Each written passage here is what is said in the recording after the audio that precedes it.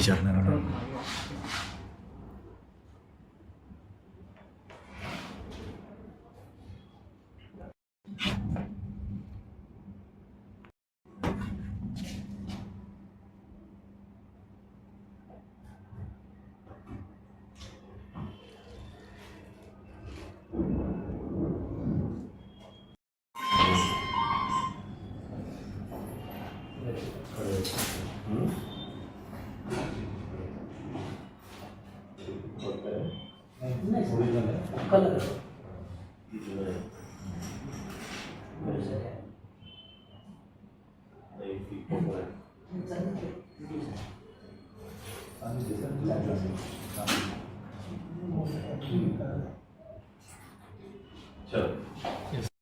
एक मिनिट.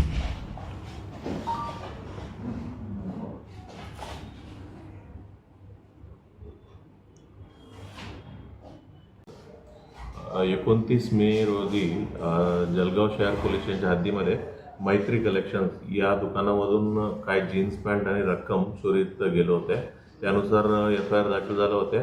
आधी या गुन्ह्याच्या तपासामध्ये एक अल्पवयीन मुलांना आम्ही अटक करण्यात आलो. अल्पवयीन मुलांना ताब्यात घेतलं होते आणि त्या मुलांकडनं या आमच्या गुन्ह्यामध्ये गेलेलं जीन्स पॅन्ट रिकवर करण्यात आलेलं आहे. त्याच्यासोबत त्यांचं घर सर्च चेक केलं की आणखी काही वस्तू सापडलेल्या आहे.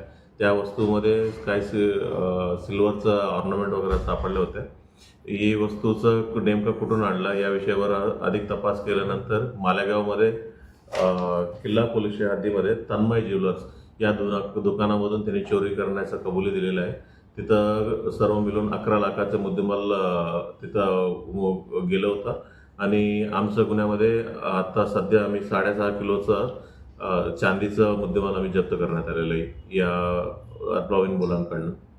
किती मुलांना अटक केली आहे? अल्पवयीन मुलं असल्यामुळे आम्हाला अटक करता येत नाही. आम्ही सध्या काही अटक नाही केलेली.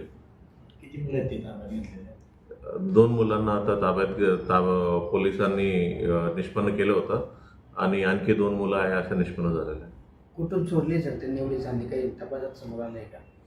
मालेगावमध्ये किल्ला पोलीस स्टेशनमध्ये गुन्हा दाखल आहे.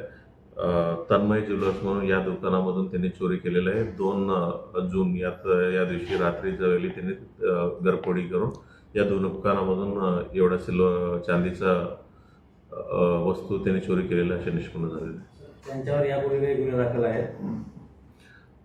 त्यांच्यावरती यापूर्वीचं पण मालमत्ता विरोधात गुन्हा दाखल आहे. जळगाव शहरामध्ये 2 पोलीस स्टेशनमध्ये 2 गुन्हा दाखल आहेत.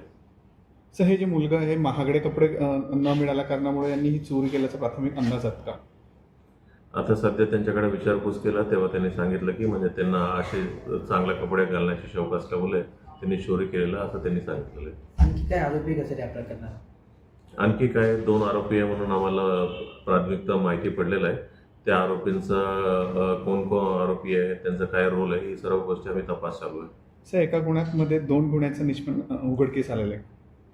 बरोबर आहे. म्हणजे आता आम्ही सुरुवात आमच्या गुन्ह्यामध्ये तपास करत होता. आमच्या गुन्ह्यातले मुद्देमाल सापडल्यानंतर ते घर चेक केल्यानंतर आणखी काही चांदीच्या वस्तू सापडल्या त्या ठिकाणी आणि चांदीच्या वस्तू नेमकं कुठून आणले या विषयावर पुढील तपास केल्यानंतर मालेगावमध्ये एका ज्वेलर्सचं घरफोडी केलेलं आहे असे आम्हाला निष्पन्न झाले.